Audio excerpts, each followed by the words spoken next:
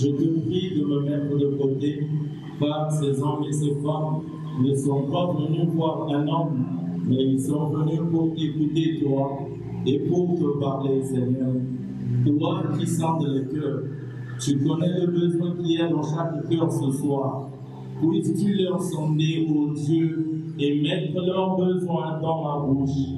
Je ne voudrais pas, Seigneur, que mes paroles puissent sortir. Je te prie, ô Dieu, mets-moi de côté, Seigneur.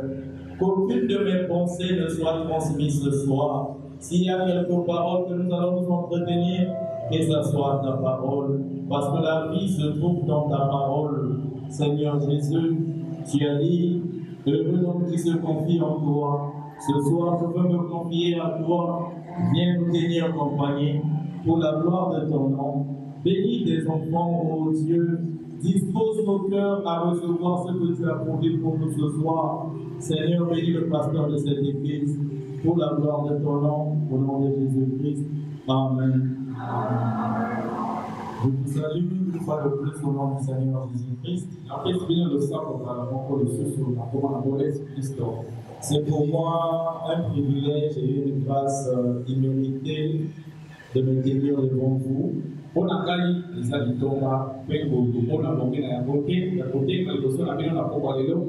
J'aime beaucoup votre pasteur. C'est un ami de longue date. Et quand je le vois beaucoup de choses et je suis heureux de le voir comme ça. J'ai beaucoup à dire sur lui, mais je pense qu'on est là pour la parole. J'aimerais qu'on passe directement à la parole.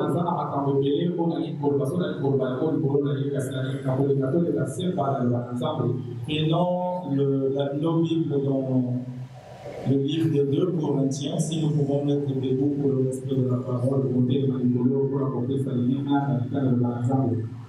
Nous allons lire à 2 endroits. 2 Corinthiens 3.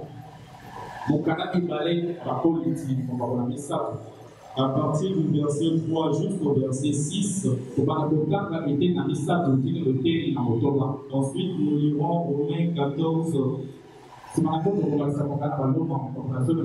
Le verset 23. La Bible dit dans 2 Corinthiens 3,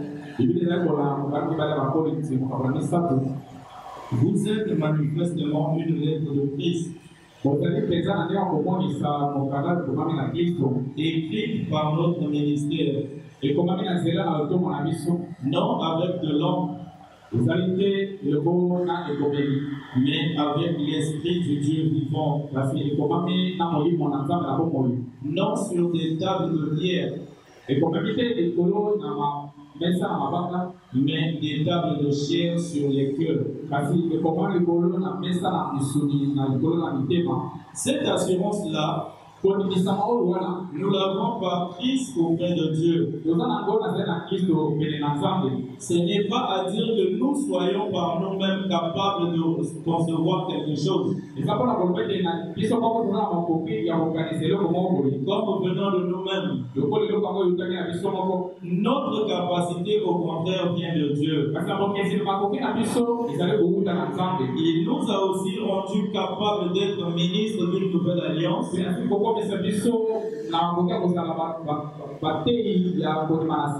Non de la lettre, mais de l'esprit. Car la lettre tue, mais l'esprit vivifie. Romains 14. Romains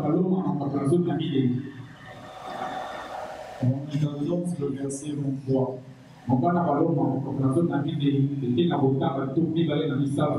Mais celui qui a des doutes au sujet de ce qu'il mange est condamné. Parce qu'il n'agit pas par conviction. Tout ce qui n'est pas le produit d'une conviction est péché.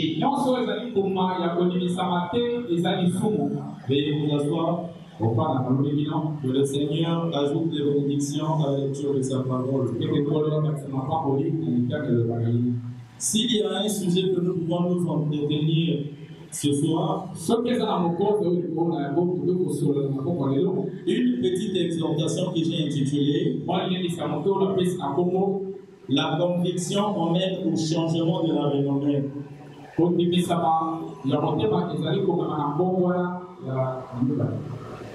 La renommée de ta statue, ta personnalité,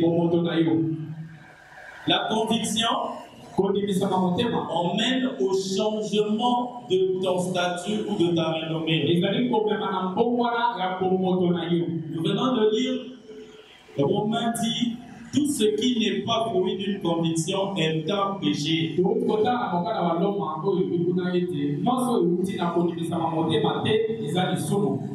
La conviction est convaincue aux choses du monde,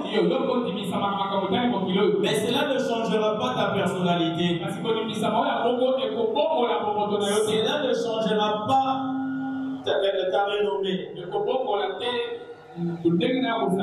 Or, la renommée, c'est une identité.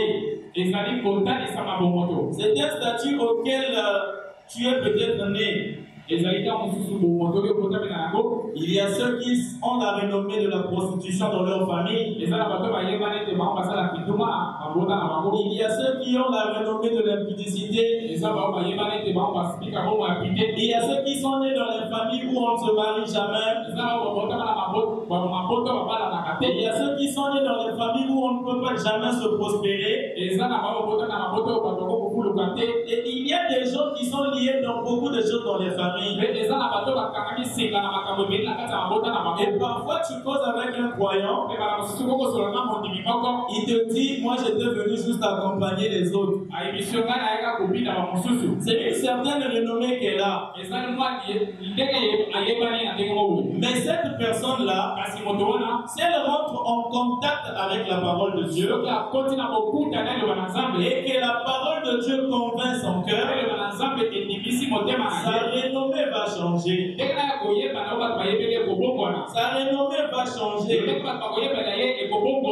Je vais lire une écriture de frère Madame pour faire la base de ce que nous sommes en train de dire. Il parle dans la voie de Dieu qui a été préparée. Je prends au Job 142. Je vais prendre rapidement. Comme on a dit, ici, il n'y a pas longtemps, j'ai suivi la présentation des normes. Où on a beaucoup parlé de ce sujet. Selon ce qu'il disait, il allait dans une ville et là, il avait eu 5000 convertis. Nous avons fait un suivi juste après son passage. Par mois. Un groupe de ministres, ils ont pris leurs coordonnées pour faire le suivi avec ces gens. Et 30 jours après son passage, ils n'ont pas pu en trouver 30. Ils prétendaient être sauvés. Vous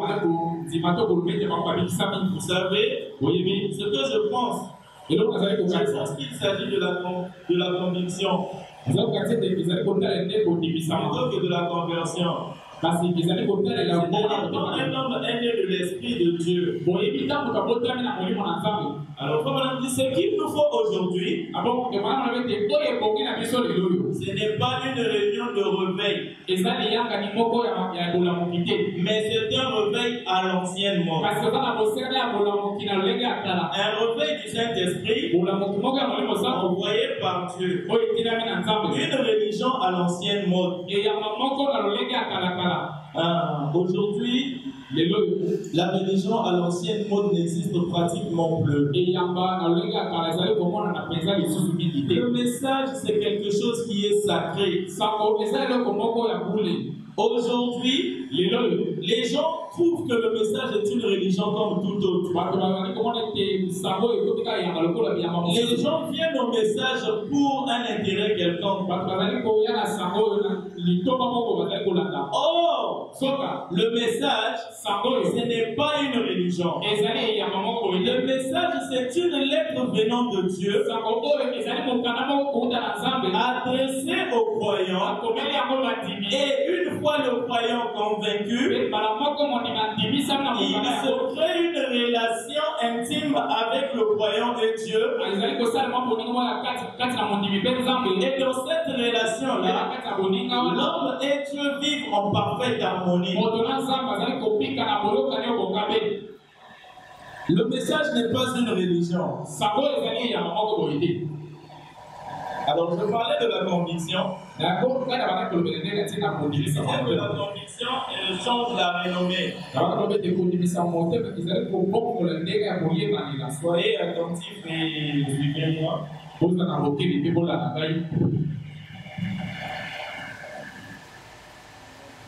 Mon ordinateur a un problème, je suis en train d'utiliser le tablette. Excusez-moi.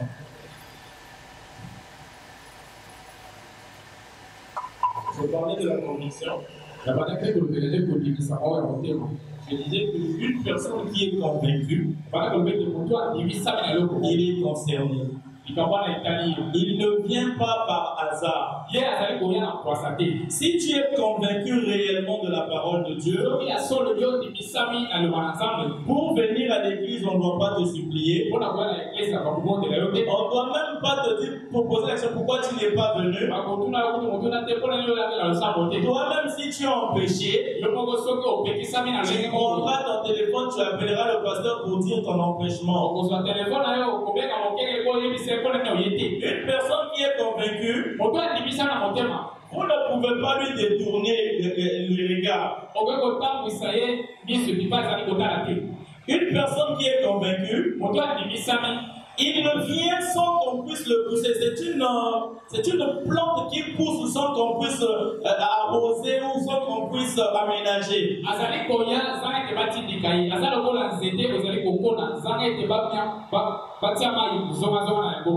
Or, aujourd'hui, beaucoup de croyants, on est obligé de les pousser. Même pour payer ses offrandes, on doit lui dire paye tes offrandes. On a approché un message convaincu puis concerné.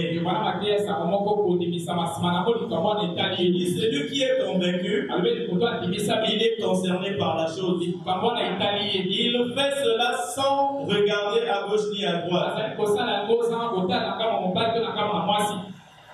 Nous allons prendre le cadeau enveloppé, là où on est en train de parler. Au paragraphe 21 et 22.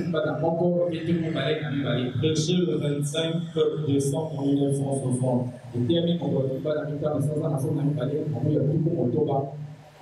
Le cadeau enveloppé.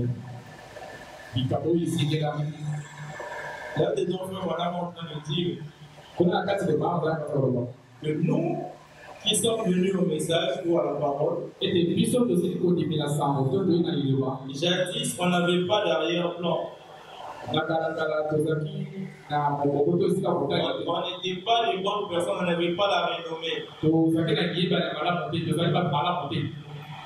On n'avait pas la renommée.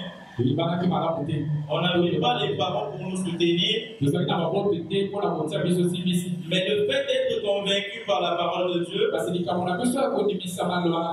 cette parole a fait de nous ce que nous sommes aujourd'hui.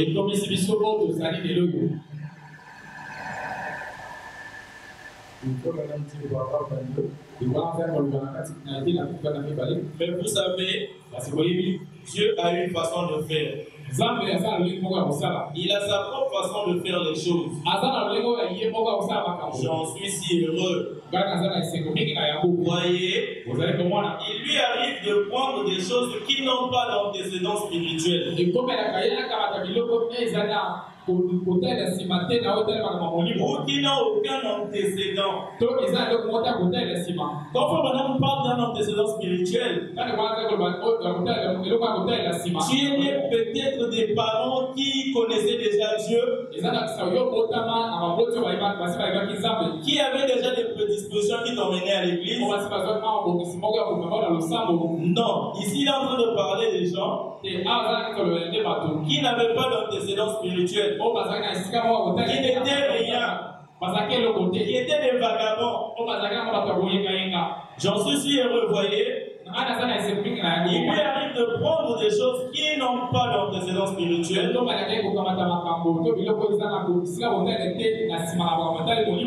qui n'ont aucun antécédent du tout. Et c'est pour ça qu'il est Dieu. Il peut prendre une chose qui n'est rien et en faire quelque chose.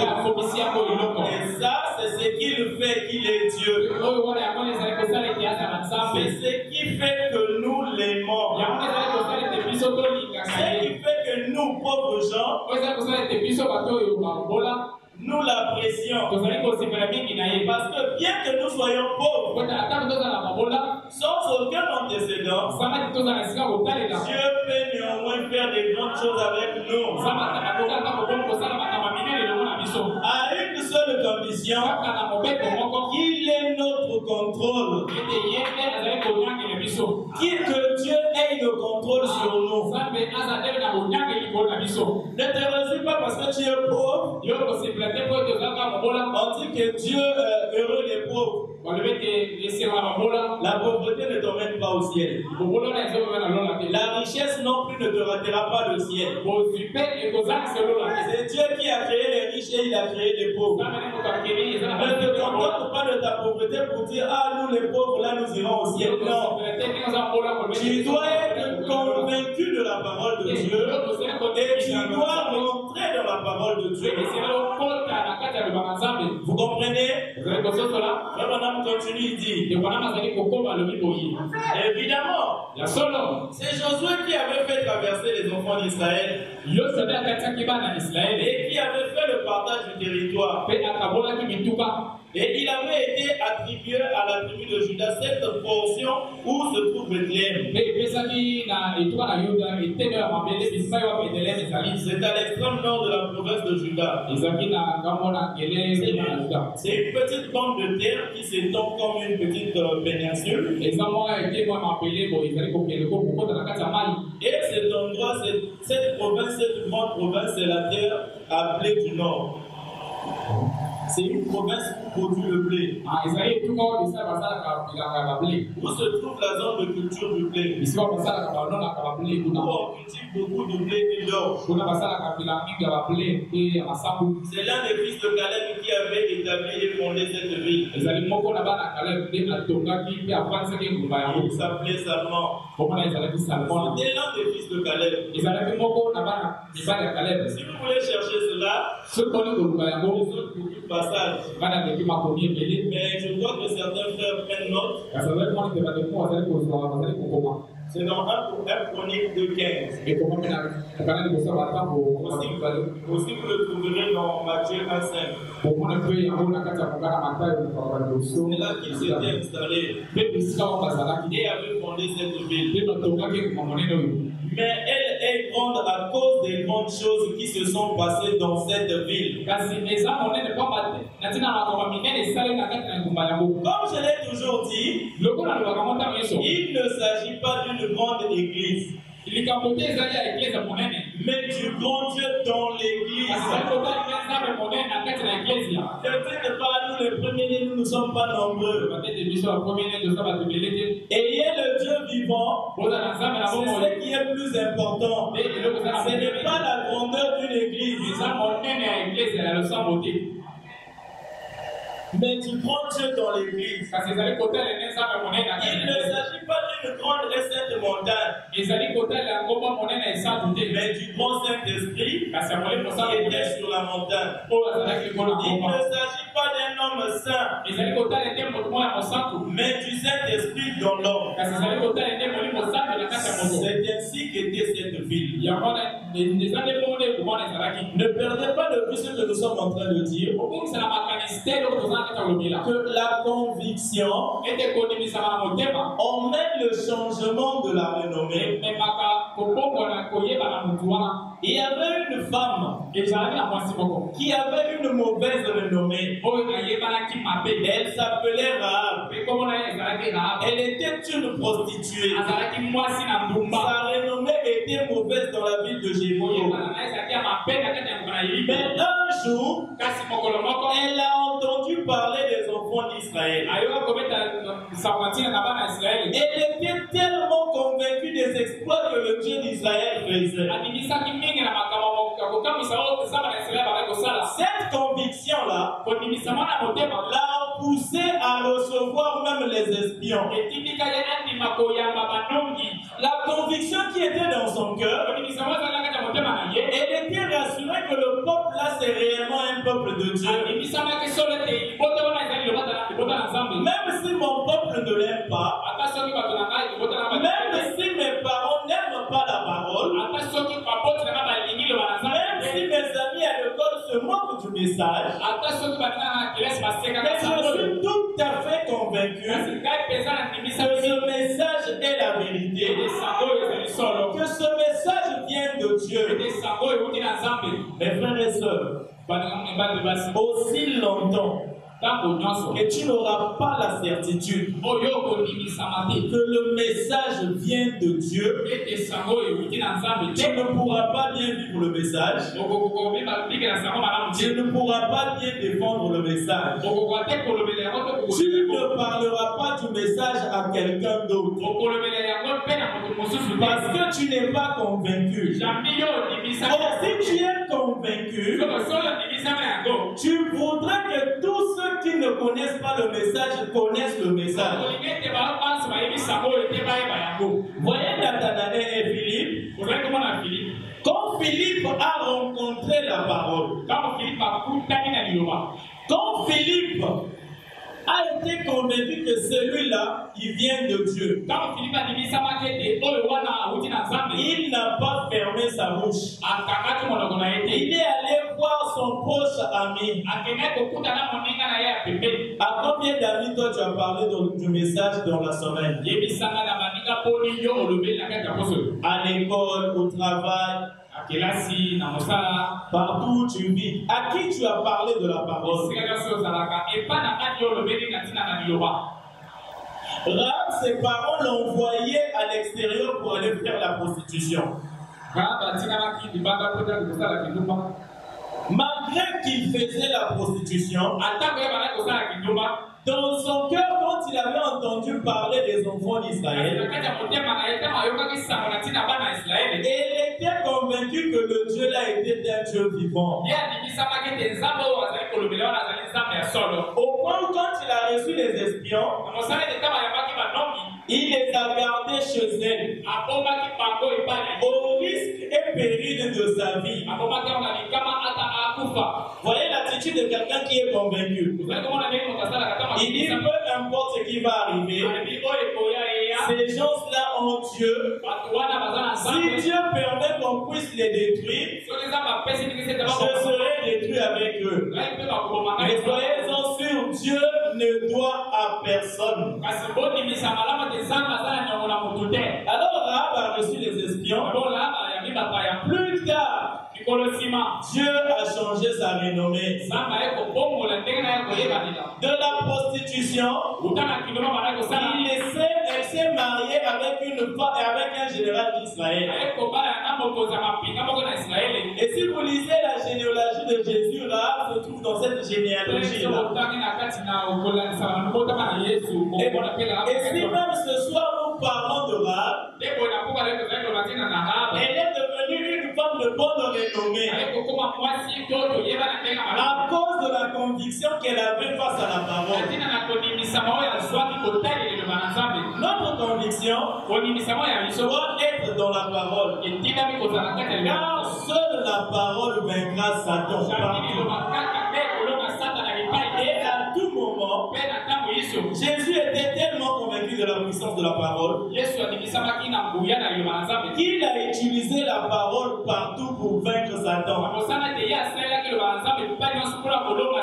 Nous aussi, si nous sommes convaincus que dans la parole il y a une puissance, nous aussi nous allons vaincre partout. Le problème avec nous c'est quoi? Parfois on n'est pas convaincu de la parole. Là où il faut présenter la parole, on présente le mensonge. Vous êtes avec moi? On vous pose la question parfois. C'est une chose que toi tu ne peux pas faire. Tu sais que la parole de Dieu interdit cela. Mais pour conserver ton travail, pour conserver ton pain, tu es obligé de mentir. Oh, en ce moment-là, le diable t'a vaincu. Si à ce niveau-là, tu avais présenté la parole, elle peut paraître dure. La situation peut sembler être compliquée. Aussi longtemps que c'est la parole, tu seras victorieux. Aussi longtemps que ce que tu dis est la parole.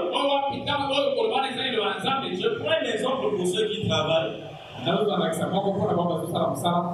Vous êtes au travail, mais c'est l'heure de l'église. Vous avez la possibilité de dire à votre chef que oui, je peux aller au travail. Mais toi, tu es incapable de le lui dire, tu te caches. Devant même les païens, tu fais semblant d'être un païen alors que tu es un chrétien. Tu n'arrives pas à prendre la position claire de la parole. Et cela te vaincra toi et non quelqu'un d'autre. Or, si toi tu es convaincu que la parole est la vérité, et que cette parole va vaincre Satan partout, et à tout moment, tu présenteras la parole. Et tu seras victorieux. Ayant la conviction dans notre cœur que la parole est la vérité, alors nous devons migrer avec la parole. Nous devons voyager avec la parole. Est-ce que l'église est avec moi? La parole parlée, c'est ce qui a créé le monde. La parole parlée, c'est ce qui a créé le monde. C'est cette parole qui est devenue écrite. Mais nous ne devons pas nous arrêter à la parole écrite. Nous devons migrer vers la parole révélée. La parole écrite, c'est une lettre. Elle tue. Sans la révélation, la parole écrite tue. Or, les croyants, eux, ils doivent migrer.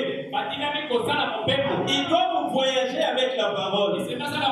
Nous avons la parole écrite, mais nous devons recevoir cette parole révélée. Et la parole révélée va nous emmener à la parole manifestée. Je ne sais pas si vous me comprenez. La parole écrite, c'est une lettre qui tue. Les pharisiens avaient la parole écrite. Ils avaient la parole de Dieu, mais ils n'avaient pas la parole révélée. C'est ce qui a fait qu'eux, ils ne puissent pas avoir Jésus ayant la parole entre leurs mains. Jésus un jour, il dit le royaume des cieux est comme un semeur qui avait les grains dans ses mains. Une partie du grain est tombée sur la pierre. Une partie de grain est tombée le long du chemin. Une portion est tombée dans les épines. Une autre portion est tombée sur la bonne terre. Il a fini de parler comme ça, il est parti. Les disciples se sont approchés de lui. Ils lui ont dit, pourquoi leur parles-tu en parabole? Il dit pour que ils écoutent, mais qu'ils ne comprennent pas. Vous comprenez? Ils avaient la parole, mais c'était seulement la parole écrite. Et cette parole écrite ne peut pas produire une conviction réelle. La vraie conviction, c'est la parole révélée qui la produit. Et si tu as cette parole révélée en toi, tu vas manifester la parole. Et dans cet âge, nous avons reçu la parole révélée. C'est pourquoi vous voyez qu'il y a beaucoup d'églises. Vous vous posez la question, pourquoi eux ils vivent comme ça? Pourquoi est-ce qu'avec la parole écrite, les femmes sont derrière les chairs? Ils ont la parole. Mais comment est-ce qu'ils n'arrivent pas à vivre cette parole? C'est simplement parce qu'ils n'ont pas la parole révélée. Et cela n'a pas produit la conviction en eux. Vous comprenez? La conviction, c'est une détermination sur quelque chose que tu sais être réel. Vous êtes membre d'une église. Vous n'êtes pas convaincu de ce pasteur-là. Vous perdez votre temps. Je vous dis la vérité. Si vous êtes croyant d'une église, vous devez croire à 100% que votre pasteur est un homme de Dieu. Ce n'est que par ça que ta renommée peut changer. Aussi longtemps que tu ne croiras pas ton pasteur à 100%, tu ne seras pas béni dans une église locale comme celle-ci. Il peut arriver qu'on t'avait juste invité. Tu es venu, tu as écouté. Tu as aimé la parole. Je te donne un conseil. Rentre dans l'intimité avec Dieu. Qu'il te révèle qui est ton pasteur. En ce moment-là, tu le serviras comme un Dieu dans la chair. Si tu n'es pas convaincu que ton pasteur est un homme de Dieu, tu ne seras pas béni ici. Et cela détermine même votre éternité. Dieu n'est pas mort. Dieu est réel. Agenouille-toi. Dis-lui, Seigneur, j'aime cet homme. Est-ce que c'est dans sa bergerie que toi tu m'avais vu? Oh, Dieu te répondra certainement. Il te dira que oui, c'est ça ta place. Et si Dieu a dit que c'est ça ta place, tu n'attendras pas l'appel pour venir faire un travail quelconque ici. Tu seras membre de cette église à 100%. Or, si tu viens pour tester, tu vas perdre ton temps. Or, le temps est précieux. Le temps n'est plus de jouer. Et le temps n'est plus de s'accrocher à une église juste par envie ou enthousiasme. Le temps n'est plus de suivre un homme que tu n'es pas convaincu de son ministère. Parce que d'un moment à l'autre, le Seigneur peut venir. Le temps que tu cherches encore à savoir si cet homme est un homme de Dieu ou pas, alors qu'il te faut beaucoup de choses, il te faut l'Esprit de Dieu en toi. Il te faut être la parole manifestée. Pour arriver à être la parole manifestée, tu dois d'abord recevoir la parole écrite, être convaincu de la parole écrite, migrer vers la parole révélée. Après la parole révélée, tu deviens la parole faite de chair. Frères et sœurs, le monde que vous voyez, le monde est en train de soupirer. Toute la nature est en train de gémir. Attendons la manifestation des fils et filles de Dieu que nous sommes. Et le monde là même est gardé jusqu'aujourd'hui à cause de nous.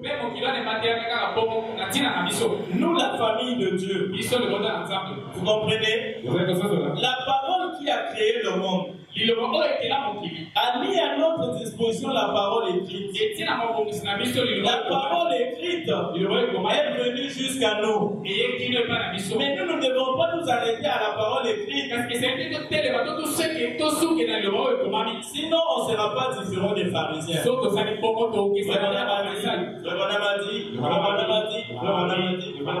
C'est bien. Mais qu'est-ce que Frère Branham a fait? Parce que Frère Branham avait un seul but. Il dit quelque part, je crois dans l'adoption, en aucun cas je suis venu apporter aux gens une religion pour les pousser à me suivre. Je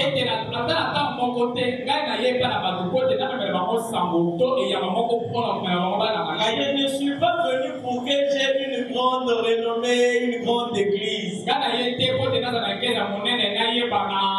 Un seul souci que j'ai, c'est de voir s'établir une relation spirituelle. Le croyant est un homme spirituel. Nous ne sommes pas seulement des êtres comme ça. L'homme est un animal, vous le savez. Ce qui différencie l'homme de l'animal, c'est la raison. Le chrétien aussi, c'est un homme. Mais ce qui différencie le chrétien de l'homme, c'est le sixième sens qui est le Saint-Esprit. Donc de la même manière que tu sens la différence entre toi et un animal, tu dois aussi sentir la différence entre toi et un humain. S'il y a des extraterrestres, évidemment, ce sont les chrétiens nés de nous. Ils sont humains, mais ils ne sont pas humains. Ils sont super humains. C'est exactement cela. Vous savez, un chrétien, il vit de la parole de Dieu. Sans la parole de Dieu, il meurt. Le poisson vit dans l'eau. Si vous sortez le poisson dans l'eau, il va mourir. Vous êtes avec moi? Prenez seulement un poisson vivant, mettez-le hors l'eau, observez-le quelque temps, il va mourir. L'arbre, il vit par rapport à la terre. Soutirais un arbre de la terre. Laisse cet arbre à côté. Vous allez voir les feuilles vont sécher, cet arbre-là va sécher. L'homme aussi qui a été créé à l'image de Dieu et à la ressemblance de Dieu, quand vous le sortez de Dieu, il est mort. Il est mort. C'est comme ça que vous voyez quelqu'un est Koulouna. Cette personne-là n'a plus sa place. Il est mort. Dieu est esprit, n'est-ce pas? Quand il a dit créons l'homme à notre image, selon notre ressemblance, ce n'était pas la chair là. C'était l'esprit. Et quand vous sortez l'homme de cet esprit de Dieu, cet homme est mort. Quoique vit, mais il est mort. Parce que vous l'avez sorti de son milieu originel. Alors nous devons être convaincus que nous sommes des enfants de Dieu. Dieu nous a fait grâce. Il a fait venir le message jusqu'à nous. Rentre en toi. Qu'est-ce qui fait que toi tu crois correctement le message? Tu es convaincu que sur le message je ne peux pas vivre.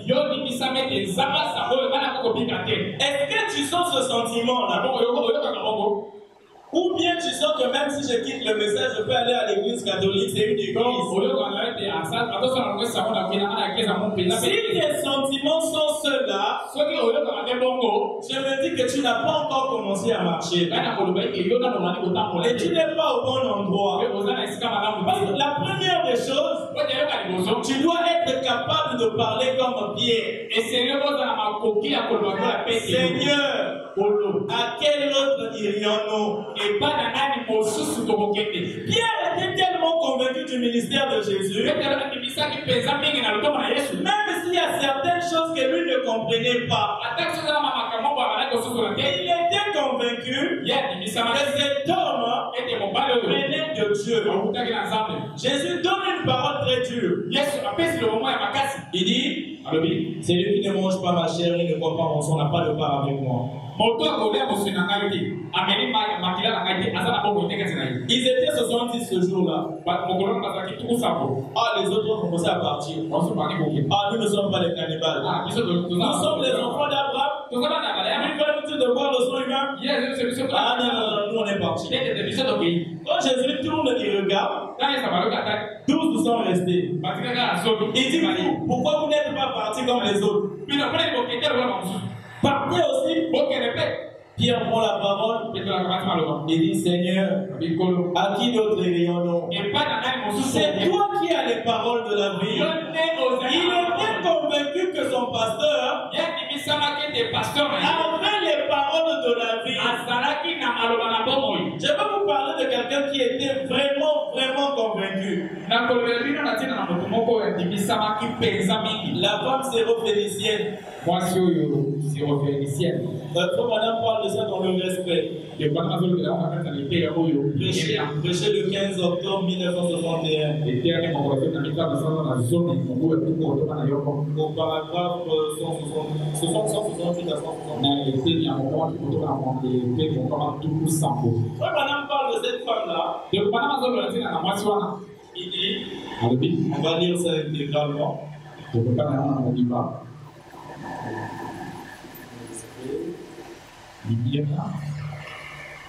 Il dit que cette femme était une femme des Antilles. Mais elle avait une grande foi. Elle était convaincue que le Seigneur Jésus était celui qui avait la solution munitions entre ses mains. Quand vous voyez les gens bouder les pasteurs, ou bouder les croyants, c'est qu'ils ne sont pas convaincus que ces gens-là ont quelque chose de Dieu. Vous comprenez? Parce que si tu sais que cet homme vient de Dieu, sa réaction ne va jamais te scandaliser. Paragraphe 168. Si on peut projeter cela, ce qui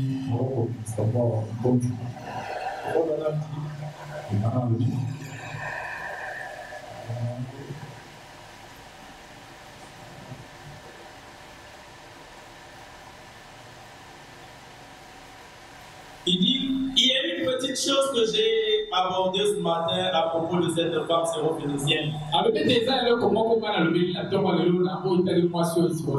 Lorsqu'elle vint, remarquez comme elle fut repoussée durement. Lui était un juif, c'est-à-dire Jésus. Elle est une femme des nations. Elle a couru vers lui. Elle ne savait comment l'aborder. Mais elle avait un besoin. Et elle savait qu'il était le Fils de Dieu. Elle le croyait. Si Dieu répondait à ses prières pour les autres, il fera de même pour elle. Et elle savait que ce qu'il disait était la parole de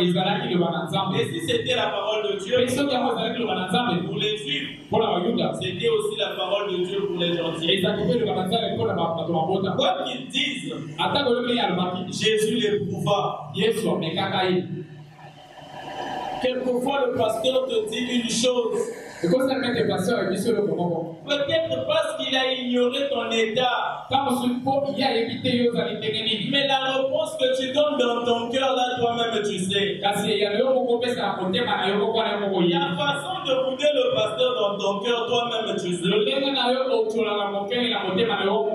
Laisse-moi te dire. Simplement parce que tu n'es pas convaincu.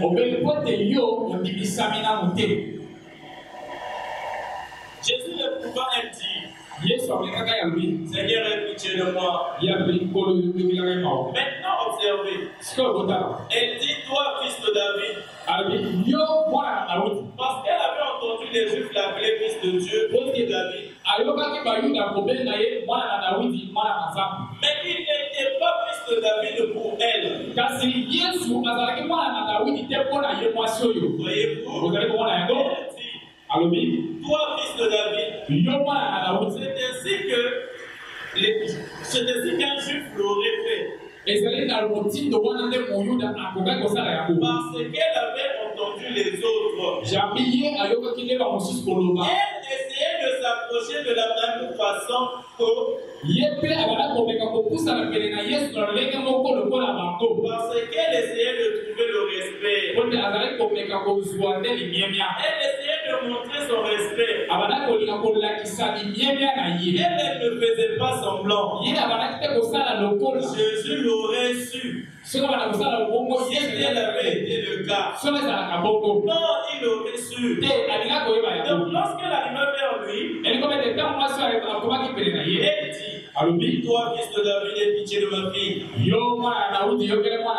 Car elle est cruellement tourmentée par un démon. Et il se tourna, la regarda et dit, il n'est pas convenable pour moi pour prendre le pain des enfants et de le jeter aux chiens. Voyez, ça c'est Jésus qui traite une brebis de chienne. Une personne en détresse. Mais Jésus la traite d'abord de chienne. Je vais vous montrer la conviction qui était dans le cœur de cette femme-là. Elle était tellement convaincue Que même si cet homme me traite mal, il a Dieu en lui. Et ma solution, c'est lui qui doit en avoir. Elle était convaincue que les injures ne pouvaient pas l'arrêter. Rien ne pouvait le décourager. Elle n'était pas décourageable. Une personne qui a la conviction n'est pas décourageable. Même la galère, même les souffrances, même la maladie ne pourra pas la décourager. Parce qu'elle était tellement convaincue que sa solution se trouvait chez cet homme-là. Et le Seigneur dit, prendre le pain des enfants et donner et jeter aux méchants. Ça alors, c'en était une norme. Madame pose la question, c'en était une norme. Oui, vraiment, il ne la repoussa pas seulement dans sa requête, mais l'appela un chien. Exactement. L'expression chien est l'une des plus viles mentionnées dans la Bible.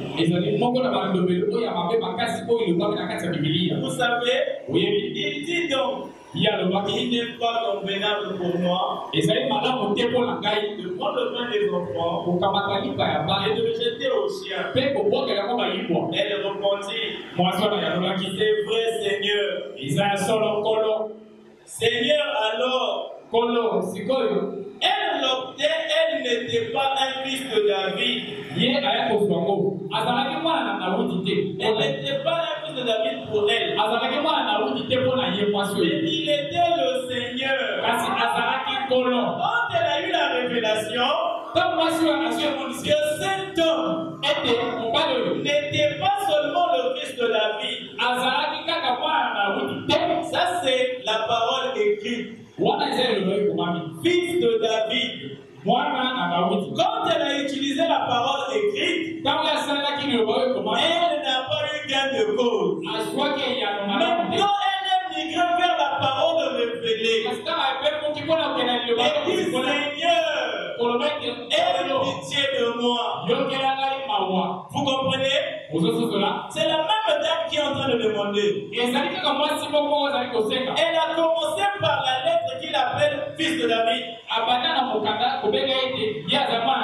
Or, par la révélation, Jésus n'était pas fils de David pour elle. Mais Jésus était le Seigneur pour elle.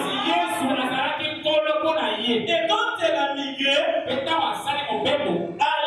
elle obtint. Elle n'était pas un fils de David pour elle, mais il était le Seigneur. Elle dit, c'est vrai, Seieur. C'est juste ce que tu dis. Mais les enfants mangent les restes sous. Il dit, mange les restes sous. Ou plutôt, les chiens mangent les restes sous la table de leur maître. Madame, cela a eu de l'effet, c'était le respect. Jésus se tourna vers elle et dit, la foi est grande. Même en Israël, je n'ai pas vu une telle foi. Vous voyez qu'elle était tellement convaincue que même le rejet du Seigneur ne pouvait pas l'arrêter.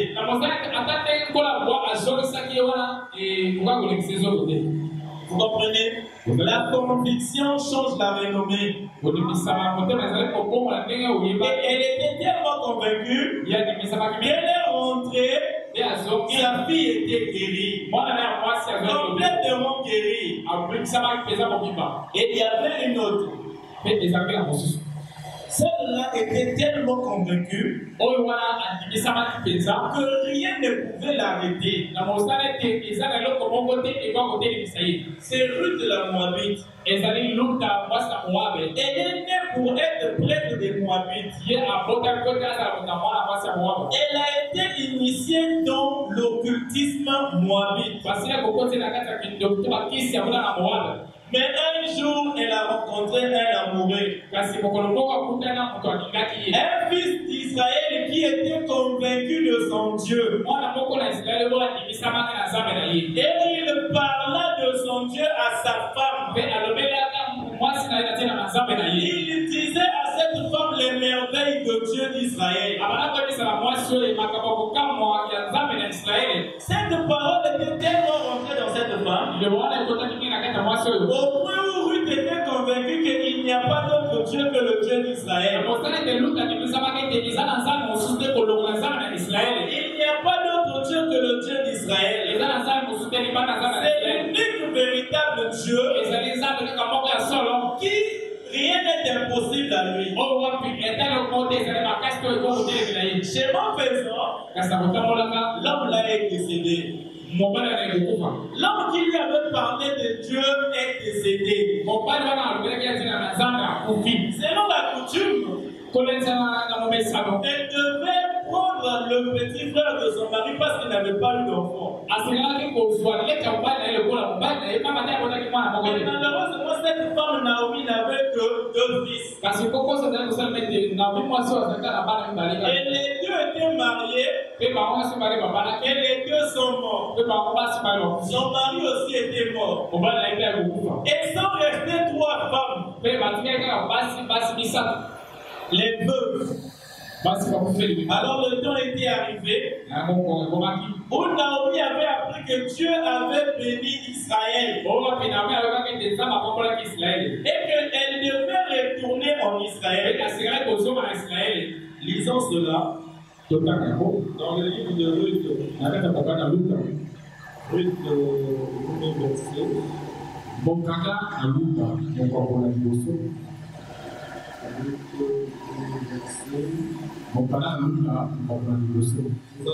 Ce qui est très intéressant là-bas, ce sont ces paroles. Les paroles de cette femme qui était convaincue. Elle était tellement convaincue que rien ne pouvait l'arrêter. Ruth 3.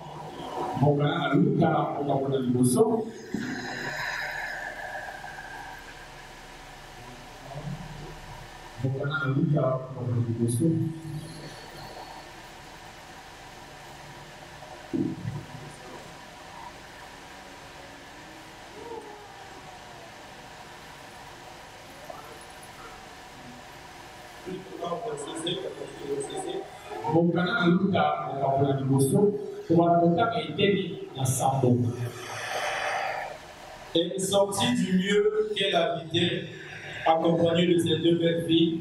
Et elle s'est mise en route pour retourner dans le pays de Juda. Naomi dit alors à ses 2 belles filles, allez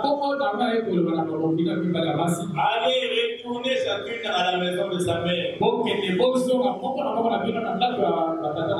l'Éternel use de bonté envers vous,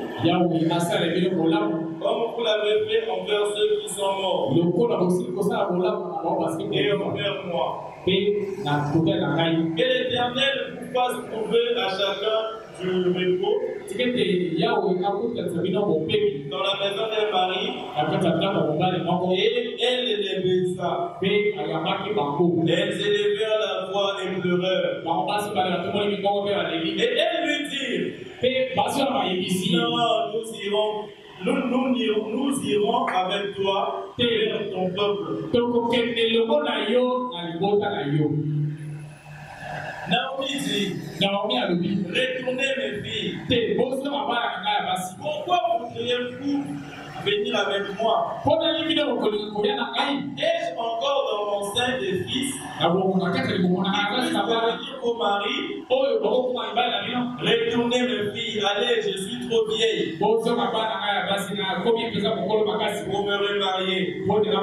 Et quand je dirais j'ai de l'espérance dans cette lui-même, je serai avec un mari et que j'enfanterai des fils.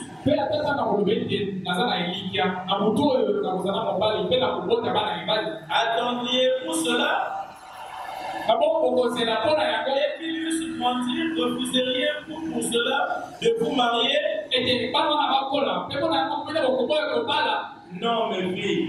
À cause de vous, je suis dans une grande affliction. Parce que la main de l'Éternel s'est étendue contre moi. Vous voyez qu'il y avait beaucoup de choses qui pouvaient les repousser.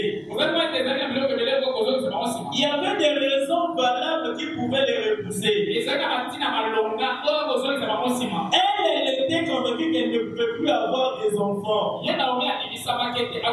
Pour Naomi, l'histoire était terminée. Elle essayait de les persuader que rentrer chez vous n'était plus rien. Vous comprenez? Parmi les deux femmes, il y a une qui était convaincue que le Dieu d'Israël, c'est lui qui a le dernier mot. Mais après les paroles de Naomi, elle a dû abandonner.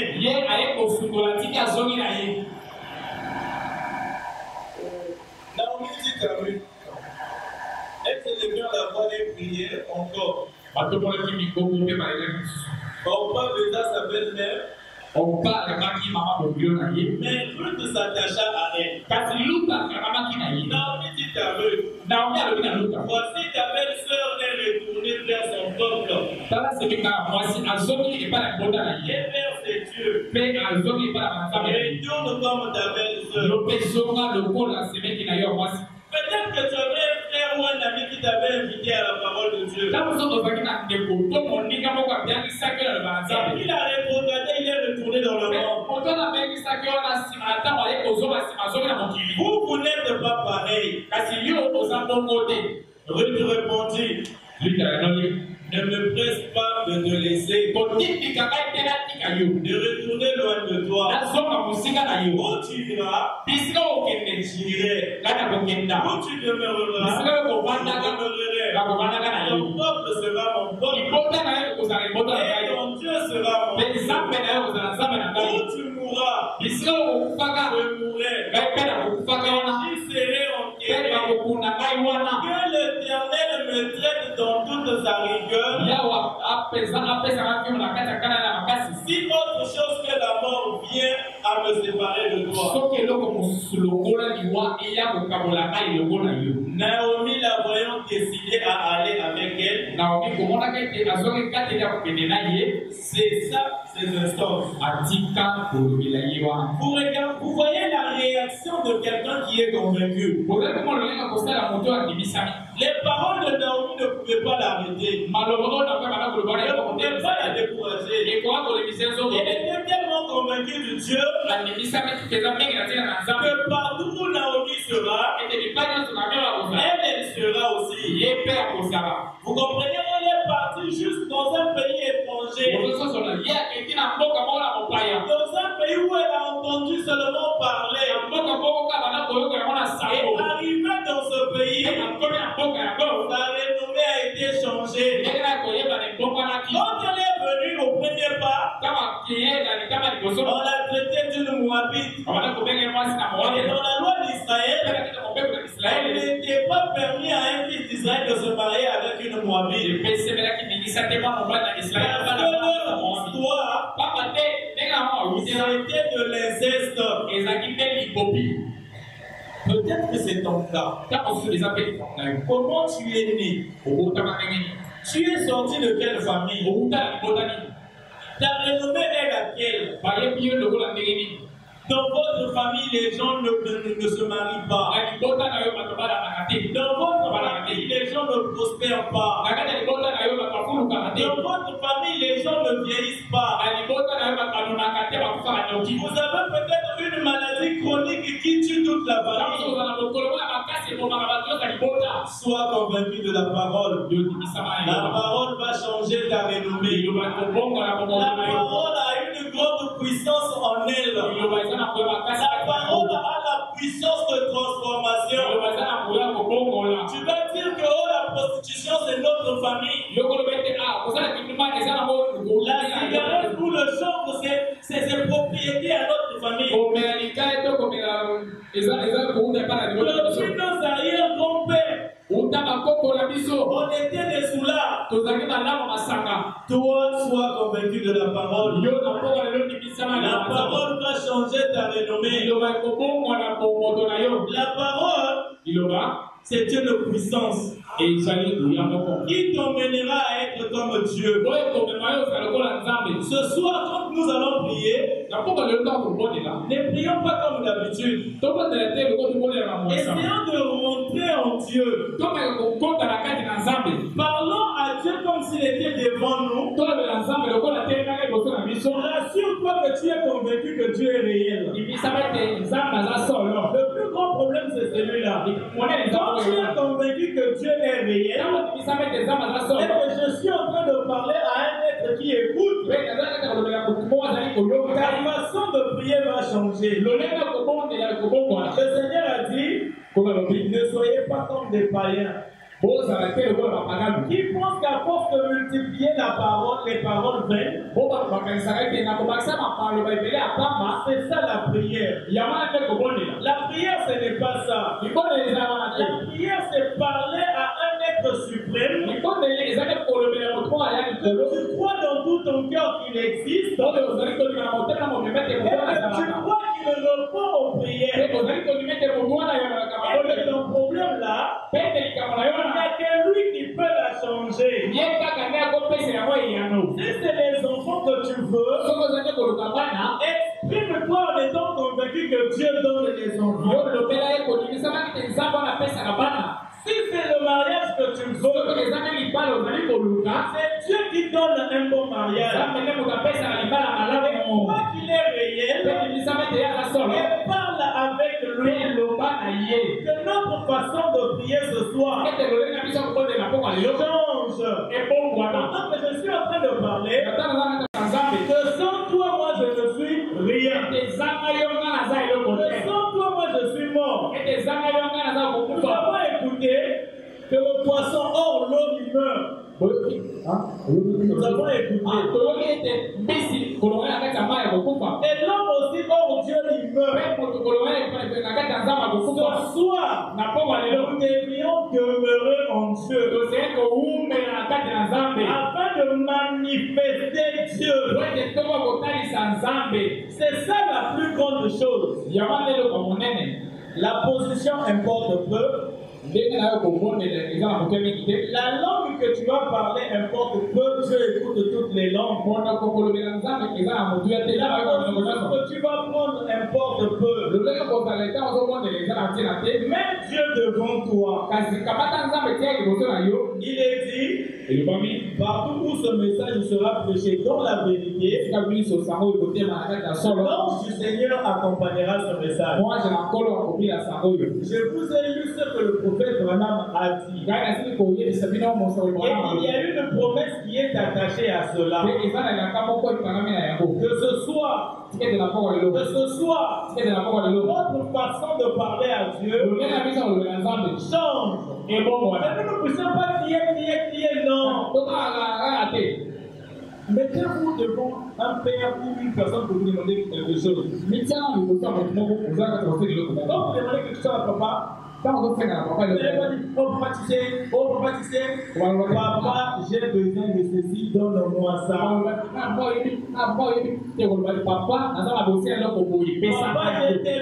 j'ai tel problème, donne-moi ça. Papa, je n'ai pas encore le Saint-Esprit. Saint-Esprit, donne-moi le Saint-Esprit. C'est toi qui as promis le Saint-Esprit. Et moi, je suis conscient que toi, tu vas me le donner. Je suis convaincu que tu vas me le donner. Tu parles sérieusement au Seigneur. Vous comprenez? Ne multipliez pas juste les paroles. Non.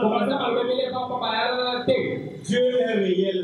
On écoute les prières et il exauce les prières. Nous allons nous lever.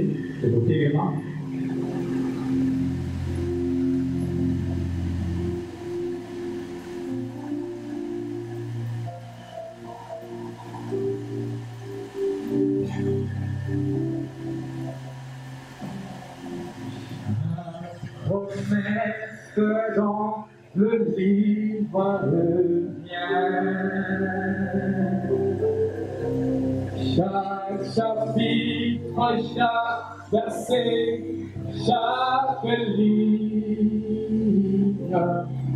oui, je crois, ça